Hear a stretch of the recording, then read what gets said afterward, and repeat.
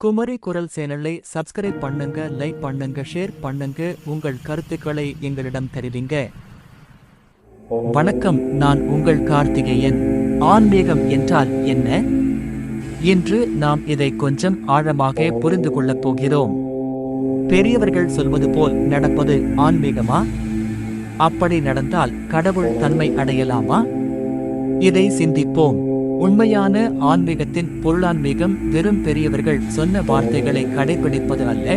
அது அவர்கள் சென்ற பாதையில் நாமும் சென்று அவர்கள் அடைந்த நிலையை நாமும் அடைவதன் மூலம் மட்டுமே அர்த்தம் பெறும்.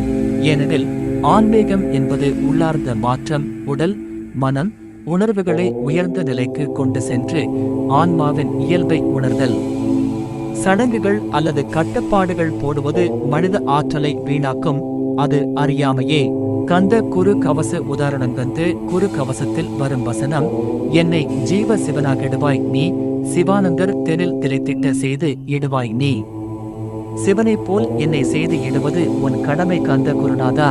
இதன் பொருள், தெய்வமே, நீ எனக்கு துணையாக நின்று இந்த ஜீவனை சிவனாக்கி சிவானந்த நிலையை அளித்து சிவனைப் போல் என்னை உயர்த்து. இது துணைவுடன் சக்தி அடைவதற்கான வேண்டுதல், வெறும் சட்டங்கள் அல்ல. ஆன்மீகத்தின் சரியான பாதை பெரியவர்கள் சொன்னதை பின்பற்றி அந்த நிலையை அடையும் போது மட்டுமே ஆன்மீகம் நிறைவேறும். தீர்க்கதரிசி, இறைத்தூதர் என்று சொல்லி கட்டுப்படுத்துவது வீண். ஞான யோகம், தியானம் மூலம் தன்னை நெறிப்படுத்தி வைராக்கியம் வளர்த்து இறை துணையுடன் வாழ்வதே உண்மை. இதை புரிந்து செயல்படுவோம். அப்போது கடவுள் தன்மை அடையலாம். உங்கள் பார்வையில் ஆன்மீகம் என்றால் என்ன என்று சொல்லுங்க. உங்க கருத்துக்களை எனக்கு தெரிவிக்கவும். நன்றி. எஸ். கார்த்திகேயன்.